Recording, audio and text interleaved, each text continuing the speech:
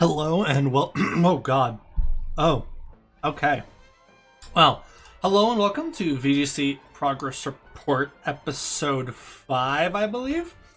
In today's one, we are going over all the Pokemon that are suspected to return in Isle of Armor and in Crown Tundra, and just like I did with Isle of Armor, I'll be ranking them how I think how good they will be in competitive once they're released. Competitive VGC. Let me state this. It's competitive VGC. A lot of the ones in here are going to be good in singles as well anyway, but I just want to clarify that for some Pokemon, like Pheromosa, who is banned typically in singles. But spoilers, it's not going to be very high on our list. And this doesn't include the restricted either, so no Ho-Ho, no Lugia, no, like, Kyogre, no Groudon, no Xerneas, etc. None of those Pokemon are on there. This includes just the legendary Pokemon who will be legal going into Series 7. That's too loud, isn't it? There we go. Sorry, guys.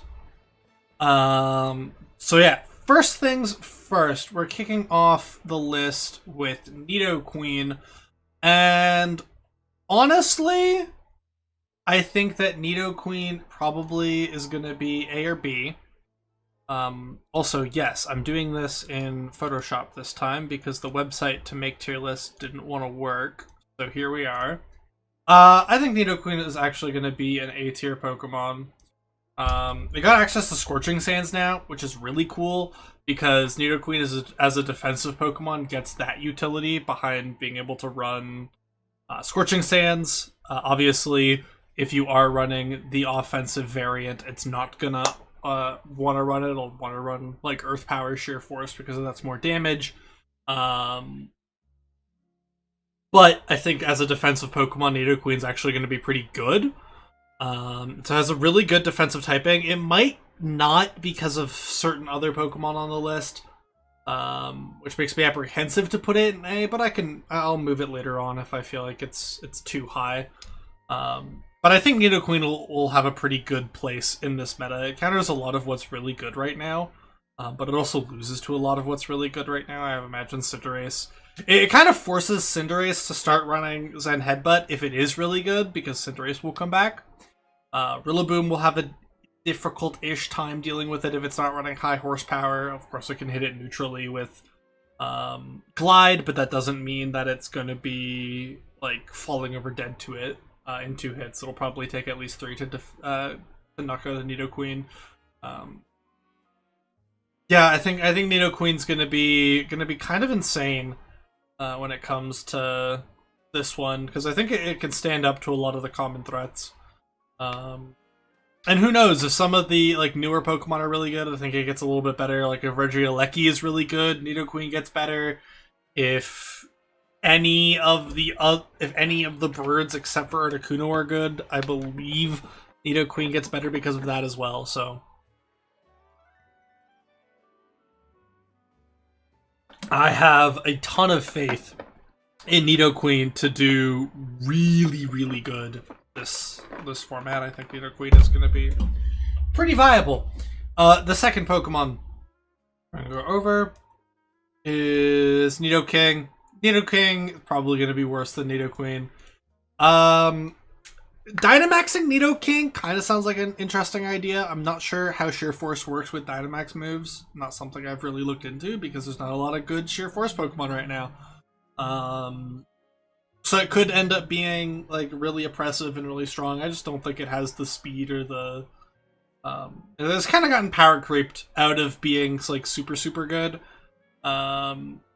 Obviously, I could be wrong, and they, and he's going to be like really good.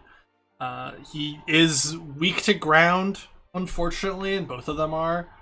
But I just don't see how good Nidoking can really be. Let me just look up really quick how Sheer Force works with max moves. Sheer Force does not affect max moves, so like it doesn't really get the ability to Dynamax. Its poison moves are weakened because of it. It's rather be And Nidoking is one of those Pokemon that I'd rather be doing as much damage as possible, but it's not going to be bad. I could definitely see a Nidoking doing well, so that's why I'm putting it in B tier instead of C tier. This E tier essentially won't be used. It might be, actually, if I shift things around, but I don't really see E tier being used. Jinx. Jinx is a really interesting Pokemon. I think actually we are going to use the E tier because I think Jinx is there. Because, like, it's not a horrible pick, but it's also just not very good. Like, it has access to Nasty Plot and Lovely Kiss, so you could put things to sleep and safely Nasty Plot up and then Dynamax. It's not really going to be, like, your ideal Dynamax candidate. It doesn't really have a lot going for it. It is an interesting answer to Primarina. If it gets freeze-dried, then it'll be a pretty good answer to Primarina. But we'll have Rillaboom back in the format when it first comes out, so you won't really need an answer to Primarina because Rillaboom will be that. And Bulu will be there, so it's just gonna kind of be a bad situation for Bulu all around. For Jinx all around. In potentially the format, like the restricted format again in like Series 8 where we ban the top usage Pokemon, it could see a little bit of niche use, but I don't think it'll be I don't think Jinx is gonna have too much of a use. Amistar, pretty garbage, honestly. All it can do is Shell Smash, not really gonna do anything use. I'd rather use Jinx on my team over than Amistar. That's all I have to say about Amistar. Yeah, he's not gonna be very good.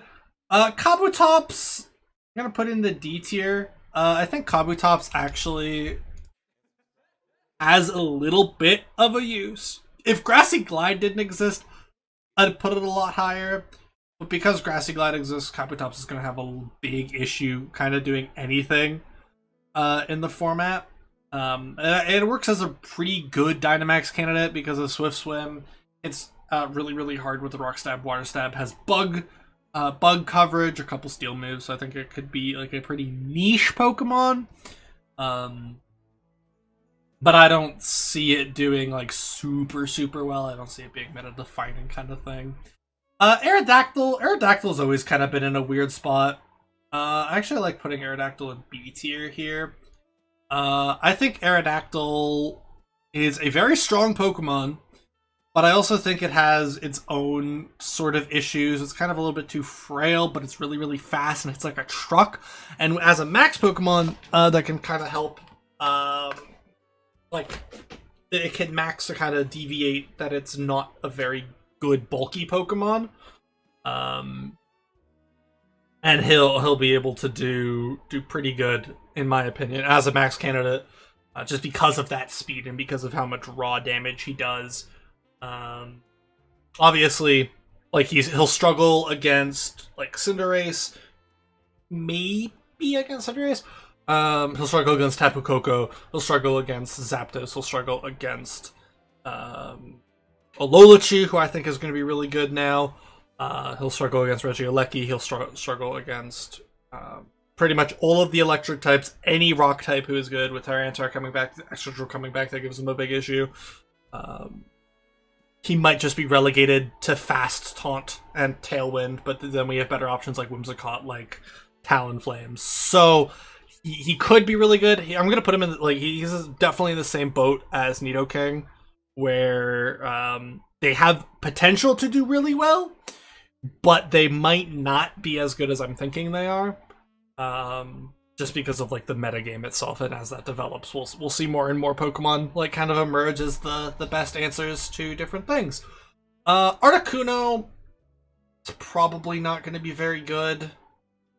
Like probably here-ish. Like it gets Stab on Max Airstream, which is nothing to like be sad about.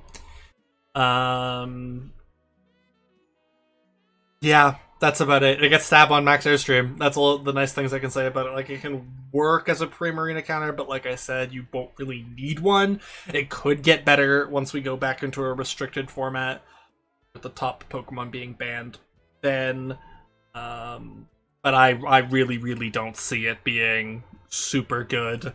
Zapdos, First S tier, I think Zapdos is going to be insane. Now that it has static, it's going to cause even more problems than if it had pressure. Yeah, no, that's it. Like, Zapdos is just going to kind of be nutty. Zapdos is going to definitely work its wonders, work its magic. Bulky Tailwind, it's a pretty good max Pokemon, pretty good max candidate. Yeah, no, I think Zapdos is going to be pretty good going into this cycle. Moltres, oopsie, Moltres probably C tier. It's not like a phenomenal Pokemon. It's not a bad Pokemon, but it's nothing special.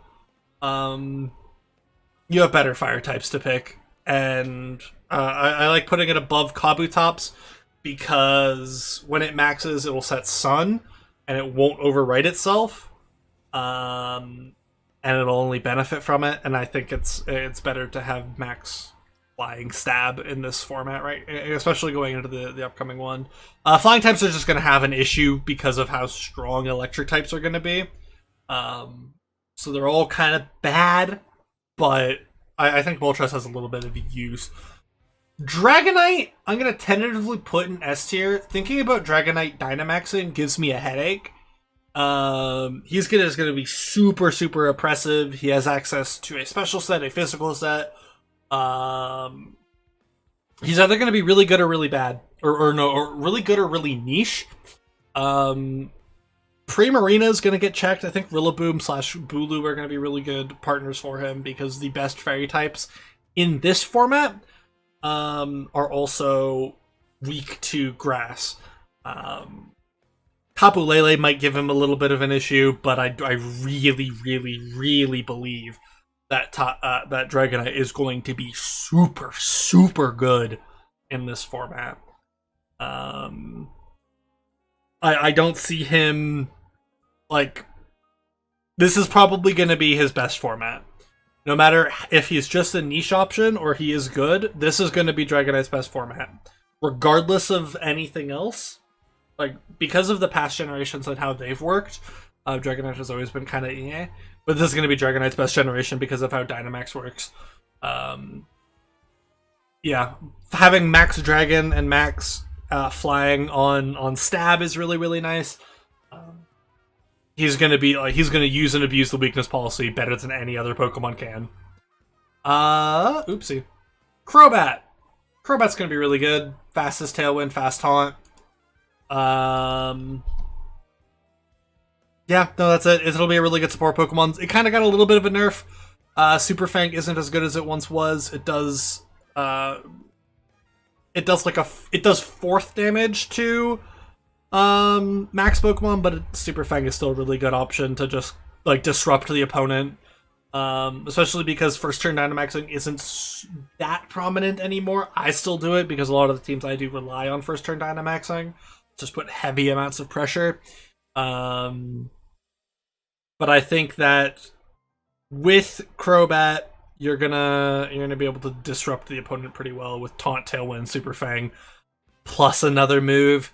Probably Heat Wave, maybe Air Slash, maybe Sludge Bomb. I think Crobat's going to be in a pretty good spot this format.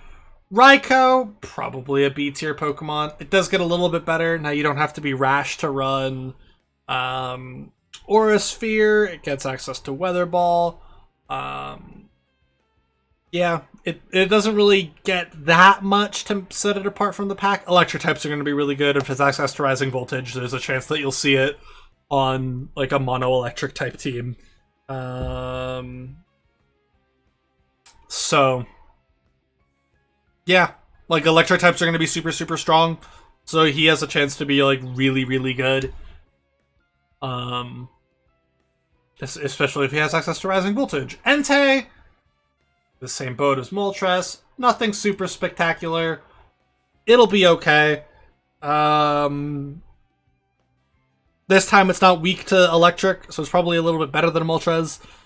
But Entei has never really been spectacular. Doesn't really have the moves to be spectacular, so who knows. We're actually gonna move Moltres down to D tier.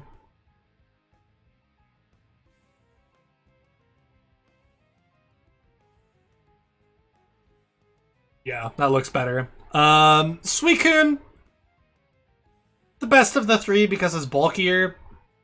I don't really know how much it'll do. Because of like Rillaboom and Bulu, and that like I keep like bringing up two very specific things as reasons for Pokemon not to be good, but like Bulu and Rillaboom are super comparable, and Bulu's a lot stronger, where Rillaboom's a lot more defensive. So there could even be teams with both of them on it, and they're just going to run house by just clicking Grassy Glide a million times. It's weak to Electric, so it's going to suffer a lot because they'll have good Electric types are going to be this format. Has access to Air Slash now, though, which is really handy. I don't really see it as a max candidate, but it is a pretty good support Pokemon. Sceptile. It's a Sceptile. Blaziken is actually a pretty decent max Pokemon. Yes, that's all I'm saying about Sceptile, by the way. It didn't really get anything new. Probably works better as support Pokemon now that it has access to Breaking Sway. Blaziken probably works a little bit better. It's a max candidate, a pretty good one at that. Max Fire Stab, max Knuckle Stab, has access to max Flying, has access to Speed Boost as it is, so it doesn't really need to run max Flying.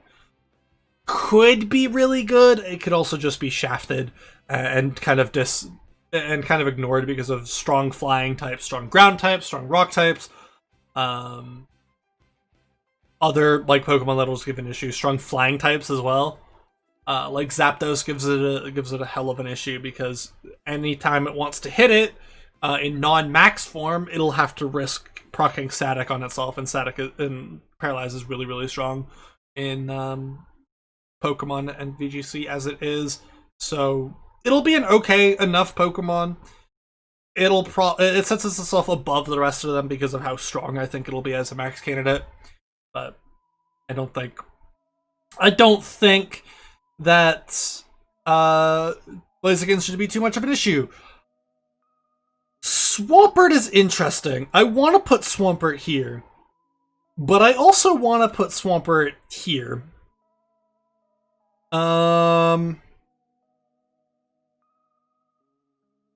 Actually, I think I have to put it in B. For the reasoning that I've given for every water type of why it couldn't be very good this gen, because of like Rillaboom and Bulu are just gonna destroy it. It works as a pretty good answer to like Cinderace and Coco and Lando to some extent, and like a couple other like Metagross counters pretty well, Salamence counters pretty well, but it's just gonna it's kind of going to be in an awkward spot because a lot of those teams are also going to be running Rillaboom or Bulu on it because of how strong both of those Pokemon are now. Like, we're assuming that Bulu gets Grassy Glide. It has to, but we're assuming. I think that along those lines, I think it won't be that good.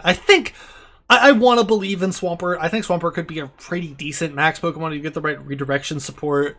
Because it got access to Bulk Up now, so it can do that before maxing and make itself a little bit bulkier. It'll be a niche pick. I can imagine seeing somebody get good success with it because they figured out how it'll work. And a lot of people trying to imitate that and getting success with it. But I don't think that... I really don't know with Swampert how strong it'll be. I'm hoping that it's really strong because I really like Swampert a lot. It's my favorite of the three Hoenn starters. So I'm hopeful that it's good, but it's probably not going to be good. Aggron, pretty shit Pokemon overall. Has access to Body Press now, but it's really weak to Water and Grass and Fighting, which are all going to be pretty good. And Ground, which is also going to be good. Nothing really going for it. That's about all I can say about Aggron. Altaria, pretty shit. That's all I can say about it. It's not very good. It, like, can maybe do stuff in max form because it is kind of just worse Dragonite, but it's so much worse Dragonite that it's not going to really see that much play. Cradilly, actually, I think can be pretty good this format. Cradilly has Storm Drain, and like Gastron is super popular on Colossal teams, but Gastrodon and Colossal teams took a really big hit with Rillaboom getting Grassy Glide and becoming a god tier Pokemon. Now I think they can come back a little bit because Cradilly is neutral to grass and it won't fall over dead to grass. So I actually think Cradilly is going to be a pretty strong Pokemon this format. It's not going to be on like every team, but it'll be on your Colossal teams, and I think Colossal players will really enjoy having Cradilly over Gastrodon for the most part. I could be completely wrong. I could be missing the mark on something, but I think with the prominence of grass types and Rillaboom, I think Cradilly is just a safer pick for them. Yeah, I think Cradilly is going to be pretty good on those types of teams. Armaldo, kind of worse Kabutops. Doesn't get the stab from max water, but it gets stabbed from its max bug coverage. It could be good. Yeah, that's E tier. E tier is the could have a niche, and F tier probably won't be seen at all. Absol, pretty bad. Even with its mega, it was really bad. So I don't expect to see it. Walrein, they gave it Steel Roller. Yeah, I think Walrein could be pretty strong. It's not going to be anything to like write home about, but I think it could be a pretty decent max candidate. Could abuse the weakness policy. It really depends on how much bulk you have to, how much power you have to give up in order for it to start living like rising voltages from multiple Pokemon. Or you pair it next to a pretty strong Lightning Rod user and you'll get a lot of use out of it. It is also weak to grass, which doesn't super help it, but I think Walrein could be a pretty interesting niche Pokemon. Relicanth is just gonna be shit. Relicanth has never been good. Pretty garbage Pokemon all around. Salamence, another S tier Pokemon. Salamence is gonna be insane. Salamence Dynamaxing sounds stupid. Salamence with weakness policy Dynamaxing sounds even worse. It kind of just feels like better Dragonite. Like for the most part, it is better Dragonite, but I think as a max candidate, Dragonite's a little bit stronger. Salamence is going to be really good though. I have no questions about Salamence being good. I'm going to move Suicune down. Metagross. Now, Metagross is going to be in an interesting spot. Metagross has been progressively getting worse each gen, but now that it can max and like have a weakness policy, I think it'll be really good. But I don't think it's as good as Zapdos, Dragonite, and Salamence. It is definitely a Pokemon I'm looking at and considering running. I think it'll be a pretty good Trick Room Pokemon, pair it with Dusclops.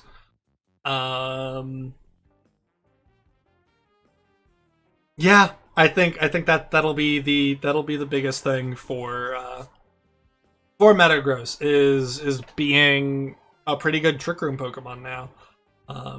It deals with all the Tapus, except for Coco. Coco's gonna be oppressive. Coco will kind of gatekeep this format, I think. But yeah, I think Metagross has its kind of space where it'll do all right. Regirock,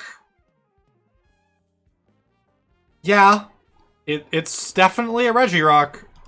It's too defensive to really have too much of an issue. It's never gonna be like a bad pick, but it's also not gonna be a good pick. Like if you see it, you'll be like, okay, they have a Regirock. I guess I bring my special mons, and you're gonna kind of ignore it. It kind of suffers from "all my friends are dead" syndrome. It does get body press now, so there's a little bit of a chance that it does better than it has in past. But I don't really see it doing like super well. Regice, same thing, but for special mons. Yeah, Registeel, better than the three of them, but still not very good. Better than the other two, still not very good. Latios and Latios. I think both of these Pokemon as max candidates are really strong. I think you should be afraid of them, and I think that if you don't respect them, you will lose to them. I think as like max Pokemon go, I think they're probably going to be like up there. They're definitely not on the same tier as these guys. I think they kind of fall in the same boat as Metagross. Well, they'll be good picks, but they'll be better ones. Max Psychic and Max Dragon being able to be to resist electric and grass and being able to override their terrain with stab, pretty good. Pretty good max Pokemon right there. Honestly, I'm lumping them together because they kind of do the same thing. They got access to Dragon Dance now. I don't know if they've had that in the past. I know they get it now. So there is physical variants that you can run as well now. Spiritomb, not going to be very good. Yeah, no, it's just not going to be very good. That's about all I have to say. Garchomp is going to be insane. Garchomp kind of falls in the same line as the other three dragons in here. It's going to use and abuse the fuck out of its weakness policy. Yeah, it's going to abuse the weakness policy and make you like wish.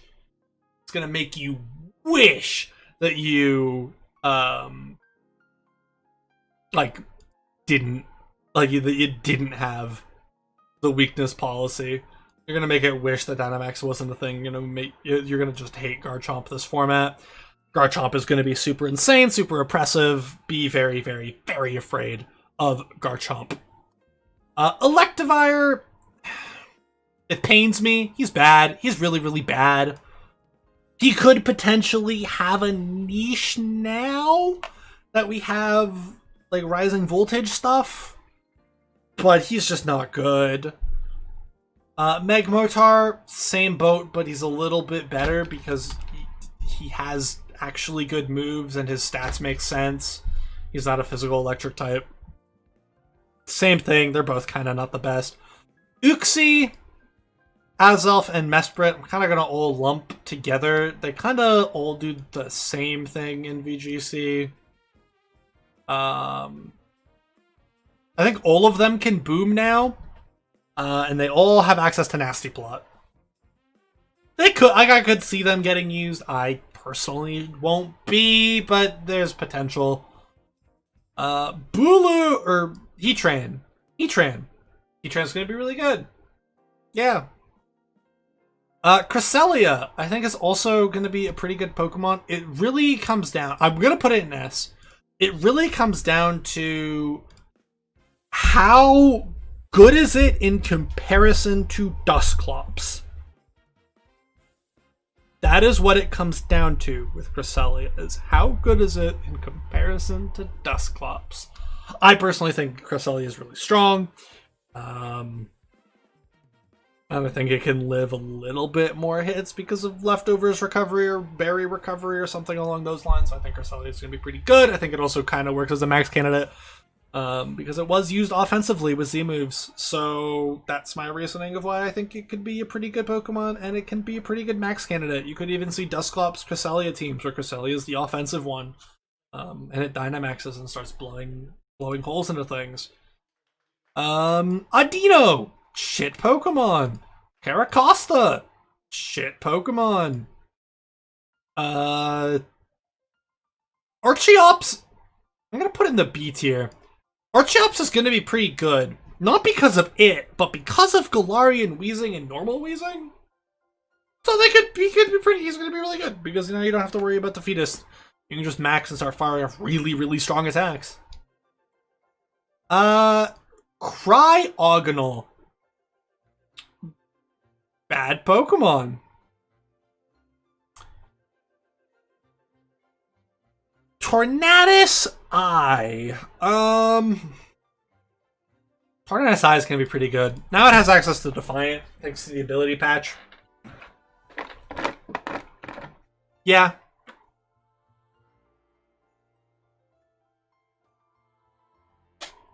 That's about all I can think about when it comes to Torn. So it has access to the Defiant patch. Like, it's access to Defiant now. Pretty good Prankster Tailwind, which is really strong. Pretty good max candidate as well, honestly.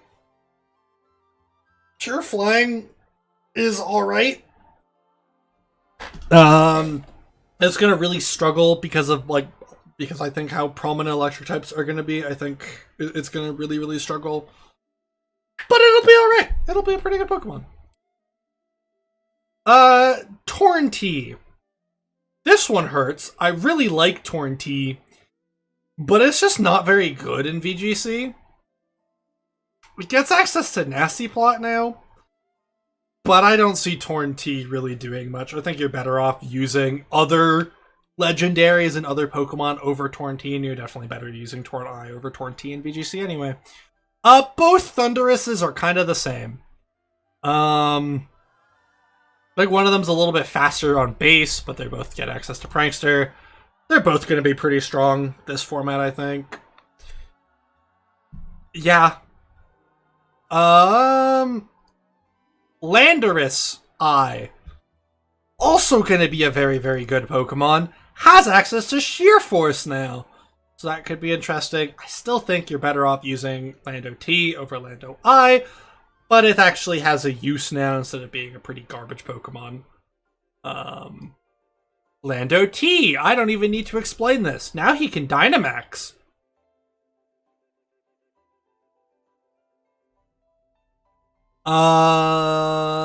Tyrantrum.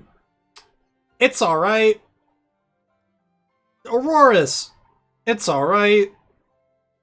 Carbink. He's bad. Garbink's not good. Tapu Koko is going to be the best Pokemon in format. It creates mono electric, and it just creates rising voltage spam because as a max Pokemon, Tapu Koko will hit like a truck, pair it next to something like a Lolachu. It's going to go really fast and going to rise in voltage things. Its biggest competition will be Lando T. I think that's how this meta evolves. Is it's just going to be, does the Lando T team beat the rising voltage spam team? I think that's how this meta evolves. And it's going to be really unfortunate. And I think the Lando T team wins that because they'll also be running like Rillaboom and stuff. Tapu Lele, fucking a pretty good Pokemon overall. I think Tapu Lele is going to be insane. We already know how good Indeedee is. I'm going to move myself down here now. We already know how good Tapu Lele is, or like how we already know how good Indeedee is. And now imagine if Indeedee was better, but lost Follow Me, and you get Tapu Lele. So, yeah, Tapu Lele. Tapu Lele is going to be really good. Tapu Bulu is going to be really good. It's just stronger Bulu. You'll see Bulu you'll see stronger Rillaboom. Bulu is stronger Bulu, guys. Bulu is stronger Rillaboom. You're going to see Bulu and Rillaboom on the same teams. They're going to spam Grassy Glide, and you're going to fucking be sad and die. That'll be how that works. Tapu Fini. It's the worst of the three now. It's still good in VGC, has access to Icy Wind, pretty good support Pokemon. Yeah, like it'll be all right this gen, guys. I need to make this a little bit bigger. These filled up real quick.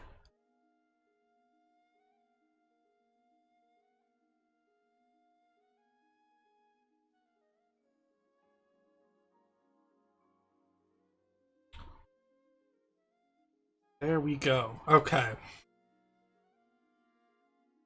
Oh, it didn't get bigger on this, did it, huh? Hold on, guys. Oopsie.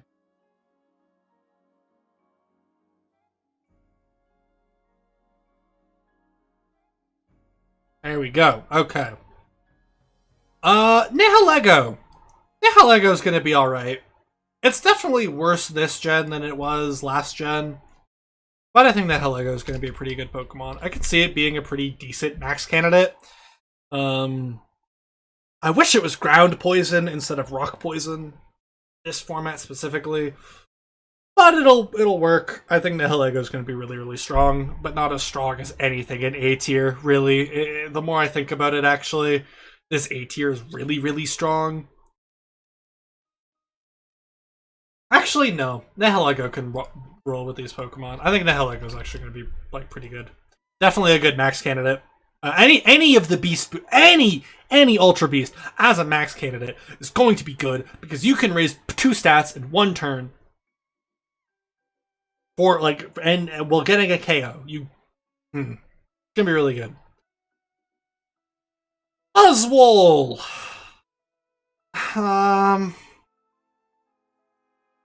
I think Buzzwole's going to be in a really weird spot. Bug fighting is a pretty good type combination. It's really offensive, but there's going to be a lot of strong flying types. So Buzzwole just kind of isn't going to be that good. You know? Buzzwole's kind of going to be an issue. Pheromosa. I don't think Pheromosa is very good. It's way too frail. Better than these Pokemon, though. Way too frail to be even considered usable in this meta. Like, it can Dynamax to offset that, but I still think it fucking falls over dead to a lot of flying type moves where Buzzwole won't. It's kind of just inferior Buzzwole in my opinion in VGC. Not really something I want to. Xurkitree, haha, it's bad now, can't Z-move. Now we're on to the Celesteela. I think Celesteela is also gonna be fucking insane. As a Dynamax candidate, it works pretty good. It'll probably be run on Lando teams, because Lando teams gives it a little bit of options for the Coco matchup. Yeah, fucking Celesteela. Who knew? Kartana. Kartana is also going to be insane. It'll be run on Bulu and Rillaboom teams, and it'll just laugh at people and stomp them and make you feel bad for playing the game and ever thinking that Kartana was never coming back. Guzzlord, same. Worst Ultra Beast. Squad Weak to Fairy. Not the greatest thing going into this format. Yeah, that's all I could really say about Guzzlord. Nah, Naganadell's gonna be okay. I actually think this will be Naganadell's best format because of Dynamax as well. Yeah, Naganadell's gonna be pretty alright. Stakataka. Stakataka's gonna be really strong. Has access to Body Press now. And it can Dynamax with Max Steel and Max Rock Spike and Rockfall, boosting its stats, boosting its special defense in Sandstorm. It's gonna be really good. You can even run Weakness Policy on it. Pair it with Dusclops, do the same thing that Rhyperior is doing, but better. I think Stakataka gives Trick Room kind of a new breath. Blacephalon. Blacephalon has never really been good in VGC. It still won't be. That's it.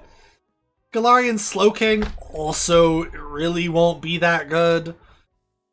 The Eerie Spell or whatever it's called isn't very good in VGC. His P-Stall really isn't a thing. Its ability, kind of counterintuitive. I don't see Galarian Slowking getting any use, really. Calyrex, stat-wise, I also don't know if Calyrex is going to be legal. I put it on here because I'm assuming it is, because Urshifu was. Calyrex has Unnerve, its Bug Psychic type is really, it's Grass Psychic type. It's not going to be good. It's really, really not going to be good.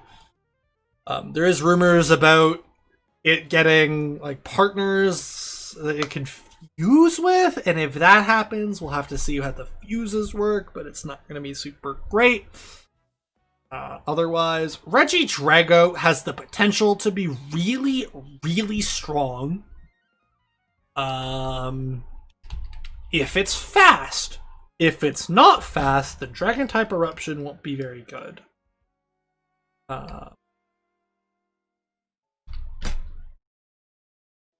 That's it. That's until I know its speed, I can't really tier it, so B tier it is.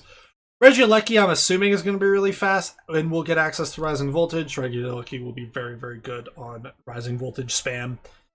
Galarian Articuno. This Pokemon immediately jumps to S tier. If Freezing Gaze has a 30% chance to freeze, then it's immediate S tier. Moltres, Galarian Moltres, probably a little bit better than normal Moltres. Probably not very good. This thing also gets competitive, so it's also going to be good then anyway, so that's why it's a B tier. I don't think it's like super great, but it could be really good. And then Galarian Zapdos. Let me just... Keytrain's going to be really strong. Galarian Zapdos. Galarian Zapdos, I think, is the best of the three birds. That might just be biased. Really good max candidate with flying and fighting. Yeah, no, that's about all I can say. This is my tentative list of who I think will be really, really good in VGC Series 7. 21, essentially. I'm looking forward to being able to test with it. I know the first team I'm making is Lando-based because I want to win games. I think the one that we might do in the team builder might just be Coco stuff. I'm really interested to see how this format plays out. And, yeah. Thank you guys for watching, and I will see you guys in the next one. Peace.